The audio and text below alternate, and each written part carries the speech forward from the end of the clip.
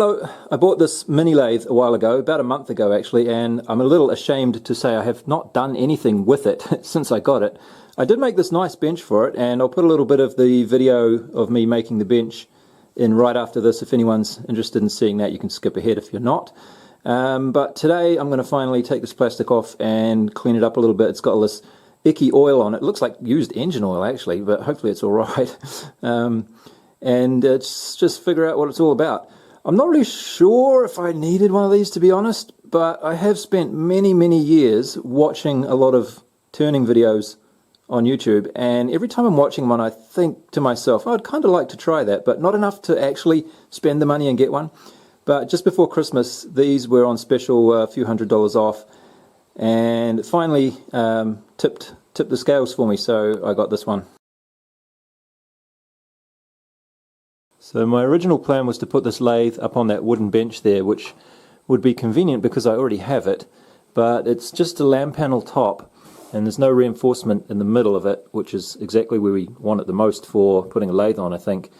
So I decided not to use that, and I'm going to weld up a bench. I got some steel and I designed an on-shape a little bench that's going to fit it just nicely, but I realized that when I'm doing my cutting and grinding and welding, I want to use this thing here, so I do actually have to get the lathe up onto that wooden bench, at least temporarily, and it's kind of heavy, so I've had to hike it up a little bit at a time on these bits of wood until it's about level, and hopefully I can just sort of scoot it across sideways without dropping it.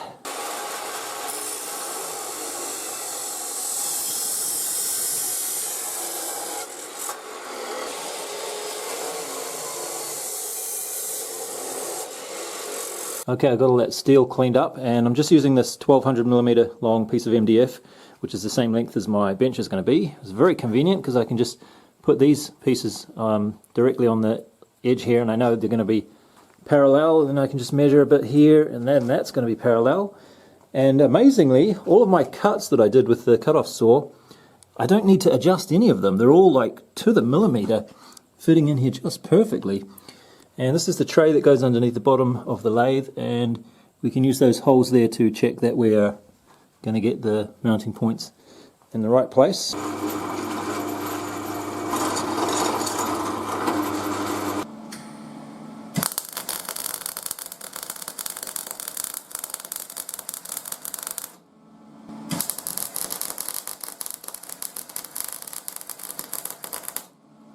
Okay, I just got most of the top of the bench welded up here, and this is the first time I've used gas with MIG welding. Usually I use gasless in the past, but I've got to say I kind of like it. It's a bit of a faff to get everything set up with the gas and get all the settings correct and all that, but once you get it there, the result is quite nice. You need to be careful a little bit more than you do with gasless, because you've got to make sure that you've got the torch jammed right in close, so that the gas is all over the area that you're welding. But I've been doing quite a bit of TIG welding lately, so I am more aware than I might otherwise have been of what the gas is doing. Be nice if you could see the gas, wouldn't it? Because then you wouldn't have to constantly keep it in mind. But anyway, this is what you get. There's like barely any spatter there, that's about it. And it looks nice and smooth. Yeah, and this piece here, I'm really glad to have this because it lets you get those holes in the perfect place, all lined up. Okay, I've got the top panel fully welded up now, just putting the legs on, and look how useful this piece of MDF has been again. It's almost like it was a purpose-made jig exactly for doing this. Just putting the last one of these nuts on here. I had about 15 seconds of welding left to do, and of course this is the time that it decides to run out of gas. Tried to keep going with no gas, but it doesn't really work. So just to do this tiny little bit, I'm going to have to swap over to my gasless wire. Well, that's all the welding and grinding finished, and I'm pleased to say that it's all perfectly square, which would be a first for me. I had a few mishaps though. I ran out of gas. I was doing gas shielded MIG welding first. It's the first time I've tried it. I just bought one of these little bottles to test with. Didn't quite make it, so I had to use the gasless MIG, which then jammed up on me, and I gave up on that. So I had to break out the TIG welder. And TIG welding steel was also a first for me. I've done lots of aluminium, but this was the first time for steel. It actually seems a little bit easier to do the steel, and it's certainly a lot quieter, so I like that. Okay, there it is in all its glory. Actually, it's not not quite finished yet. I wanted to get some proper countersunk bolts to put in there, so just got some temporary bolts in there at the moment, but that should be enough to let me put it in place and do some huffing and puffing and get the lathe onto it. So this is a pretty small lathe. It's only 700 millimeters, this whole, like the tray that it's sitting on even. The largest point is 700 mil. It's not the smallest one that they had at the place that I got it. Machineryhouse.co.nz is the place. Here in Forbes, I think they call it in other countries. In fact, I think it says something on there, yeah. Here in Forbes, there. There we go.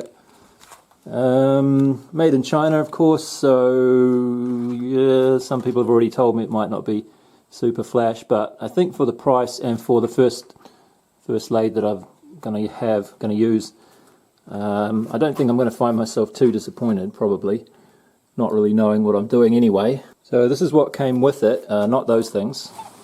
This stuff here came with it. There's some touch-up paints with the white and the purple and the grey in case you scratch it, I suppose. And then there's basically the PDF that you can find online is printed out in German and in English. And I'll just let you have a look at the specs here, because I can't really remember what they all were, but that's the main specs of it there. It's not very big. And then there's this box here with a whole bunch of stuff in it, which I'll take everything out and show you what's in there. This stuff is, I bought that separately, so as to convert a Morse taper 2 to a Jacobs taper 6. This is a Jacobs taper 6. I'm pretty sure I got everything right there, I hope so. So this is what was in that little metal lunch box. The belts, drive belts.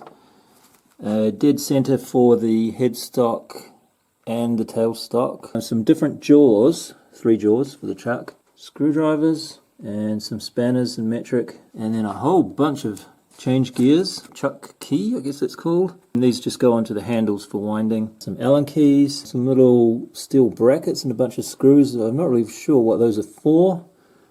And then we have this nice little drink bottle in case you get thirsty while you're lathing. I set up these lights here to hopefully make the video a little bit more pleasant to look at, and for me to work on at night. It's not quite working out how I'd hoped. I think I need some more lights. But anyway, this is what I was saying about the oil before. It's really quite gross. Like, why is there so much gunk in there? Looks like hair and brush bristles and stuff. And the oil itself looks kind of dirty. There's a whole lot of crap down inside there, including what looks like metal chips. And over here, that's definitely some sort of some sort of metal chips inside there. More gunk. So the first thing you've got to do when you get one of these, by the looks of it, is give it a good clean. See, what is all this stuff? Down here, everything is all, at least it's well protected from rusting, I will say that. Like, everything is just all slippery and oily, which is good, I suppose. By the way, can anybody tell me what this is for? There's this little indentation here and a sort of a hard rubber mat. It's about 2 millimeters thick that sits in there just nice and flush with the top when you put it down. What is that for? And just having a look in here, everything seems to be equally grubby and oily, so I don't think I can just put those belts straight on there like this. And this area is going to need a good clean up as well before I can do anything with it. Looks like there's a little safety sensor switch in here so that it doesn't let you turn it on while this cover is off. Okay, I cleaned all the gunk off here. Actually wasn't too bad, but I want to make sure that there's no gunk on, at least on these pulleys, because the belt is supposed to be not slipping really, most of the time anyway. Presumably it's going to slip if you crash the spindle and it gets stuck there. The belt will want to slip, so I don't think you want super friction, but I didn't want to have oil in there at least, so I just wiped that out with a little bit of isopropyl alcohol. There's some magnets on here that go in front of that Hall effect sensor, and that, if I turn this a little bit here, we'll see Okay, I put the belts on and we're ready to try turning the machine on for the first time. The user manual says to put something in the chuck and don't stand in front of it the first time you turn it on, I guess, in case something comes flying out maybe. By the way, there was a plastic shield on here, maybe you saw earlier. That was so annoying that it didn't even make it to the first turn on of the machine. I removed that, and I think other people have said that was really annoying as well. Anyway, let's turn it on. Okay. So full dial's 2400, 2370.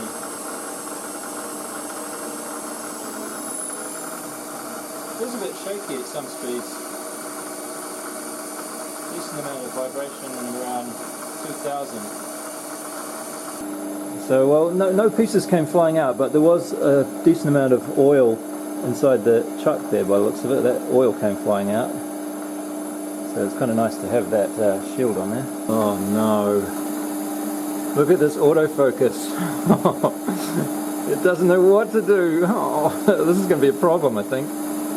When I went to pick up the lathe, I also got these little tools. They're very small, but I couldn't find anything that was 10 millimeters. I think 10 or 12 millimeters will fit in here, but they didn't have anything around that size. So I got these little tiny ones, and they are carbide tipped, and they're not ready to use. As far as I know, you're supposed to sharpen these before using them, but I don't have a grinder. And how can I sit here looking at this and not at least give it a little try, right? So against my better judgment, I'm going to see what I can do with a completely unprepared one of these things, and it's probably going to be a disaster, but let's see what happens.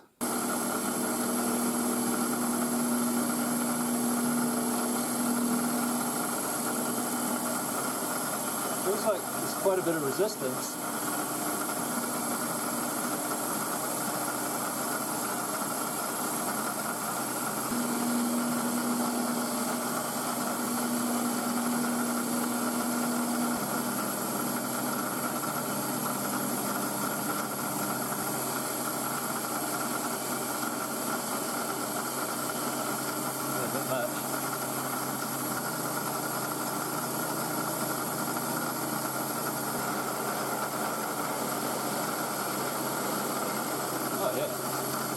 Okay, I keep forgetting which dial is which, like which windy bit is which.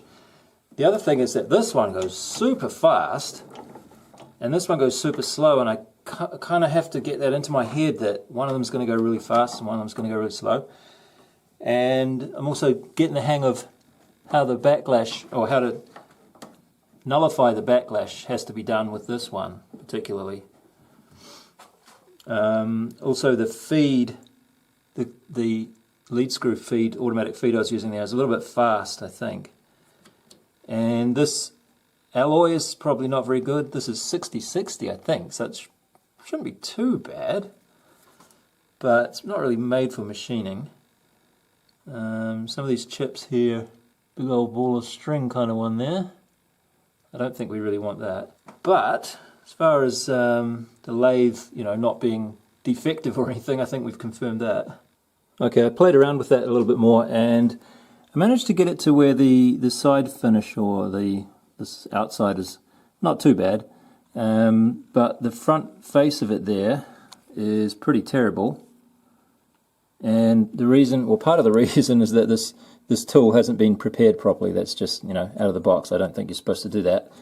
But the bigger problem was that this dial just seems to move back by itself when I'm trying to push this one. So this one's going to push it in across the face, right, like going that direction.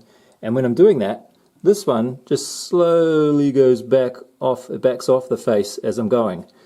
So in order to get anywhere near having an actual flat cutoff on the end of it, I was holding this one still, but I wasn't holding it completely still, which is why I've got this funny bumps, and looks like when you cut a tree down and you look at the tree rings, right? There must be a way to clamp this, right, so that it doesn't move backwards and forwards. But I'm not immediately seeing anything, unless they're one of these perhaps. Is that what they do?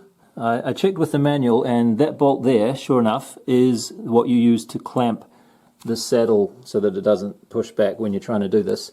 And the other thing I needed to do was change the angle of the tool so that it was almost square on to the cut direction, which is not very good. Now it's a little bit more angled, and that's given me a pretty nice result there, I think. That little lump in the middle is my fault. I didn't quite go far enough, I think. But as far as what the machine doing what it's supposed to do, I think everything is okay there now. So this chuck and the arbor that I got, it turns out they are the correct ones, thank goodness. But I don't think it's supposed to have this little bit on the end here, see that flattened off bit? Because when I put it in, it won't go, it won't lock in until I've wound this out about 12mm mark on there. Now I can lock it in.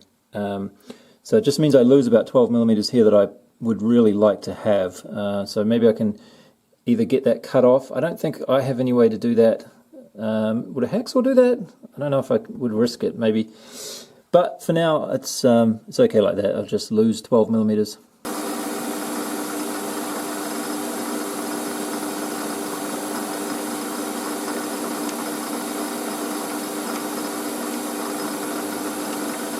Do you need spray for this? I feel like that spray just disappears as soon as you... Oh wow, totally different. Holy moly, that made a huge difference.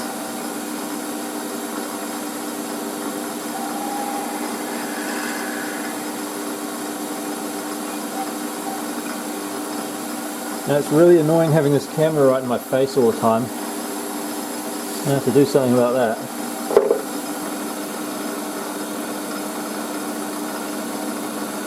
Oh, I can hear the motor bogging down. Okay, well that's a 30mm hole. About 34mm hole there. Now, That's not bad. Oh. Question is though, is that hole 4mm in diameter? It might not be. Alright, so the conclusion from that little experiment was the side is not too bad.